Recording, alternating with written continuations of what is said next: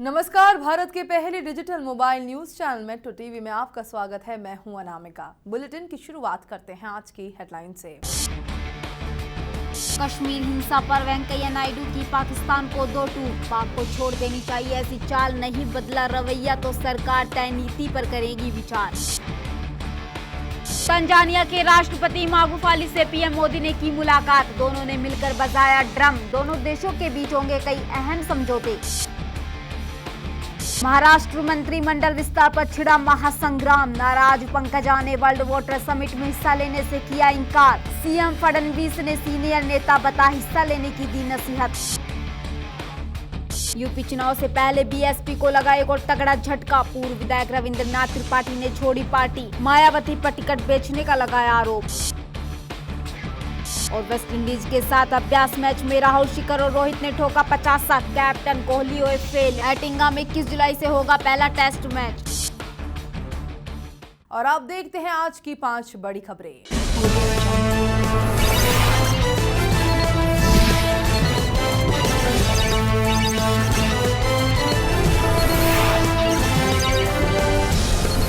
महाराष्ट्र मंत्रिमंडल विस्तार से बीजेपी में महासंग्राम शुरू हो गया है। सरकार में नंबर 2 की हैसियत आरएसएस के करीबी चंद्रकांत दादा पाटिल को मिल गई है। वहीं 2 सबसे ताकतवर मंत्री पंकजा मुंडे और विनोद तावड़े से उनके एक मंत्रालय छीन लिए गए हैं।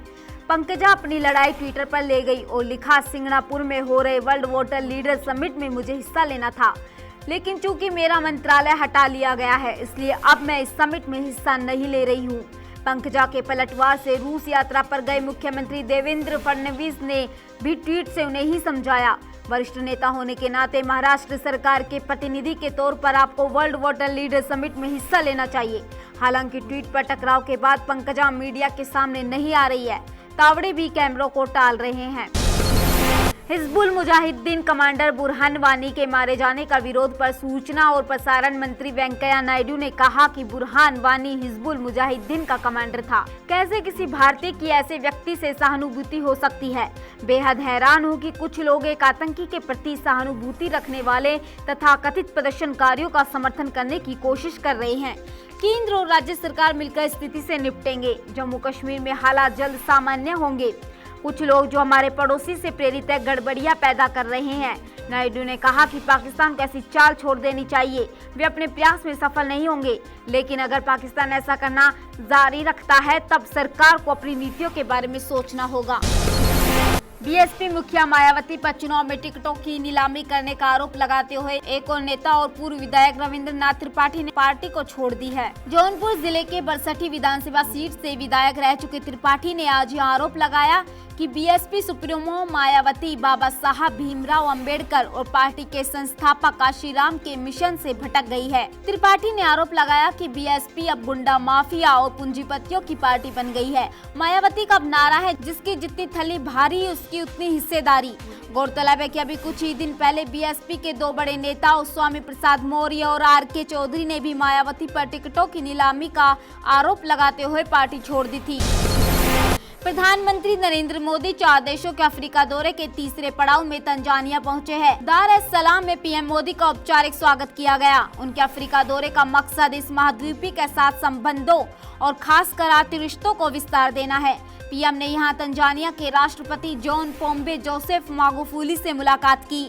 मोदी के दार एस सलाम पहुंचने के बाद विदेश मंत्रालय के प्रवक्ता विकास स्वरूप ने ट्वीट किया, डरबन से दार एस सलाम प्रधानमंत्री नरेंद्र मोदी अपनी अफ्रीकी यात्रा के तीसरे पड़ाव में तंजानिया पहुंचे।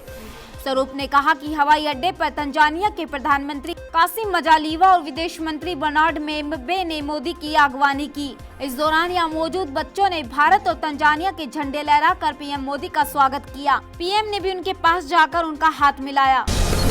करीब 10 दिन दिल्ली एम्स में इलाज करवाने के बाद पूर्व बाहुबली सांसद शहाबुद्दीन रविवार को सुबह राजधानी एक्सप्रेस से भागलपुर वापस लौट आए। उनके साथ सुरक्षा कर्मियों का एक बड़ा अमला भी दिल्ली गया था।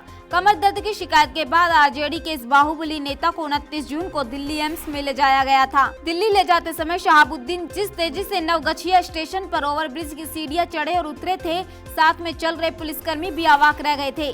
कमर दर्द के बावजूद सीढ़ियां चढ़ने में उनके चेहरे पर कोई तकलीफ नहीं दिखी। एम्स से लौटने पर भी शहाबुद्दीन में वही चुस्ती फुर्ती दिख रही थी। जेल सूत्रों की माने तो शहाबुद्दीन को अगले 6 माह तक कोर्ट में पेशी की छूट दी गई है। शहाबुद्दीन को कड़े सुरक्षा प्रबंध के साथ वापस जेल ले जाया गया।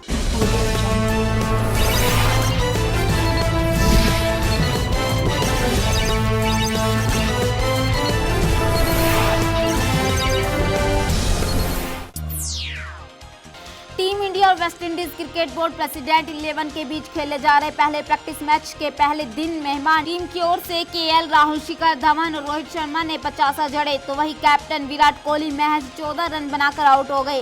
पहले दिन टॉस जीतकर पहले बल्लेबाजी करते हुए टीम इंडिया ने 93 ओवर में 6 विकेट पर 258 रन बना लिए हैं।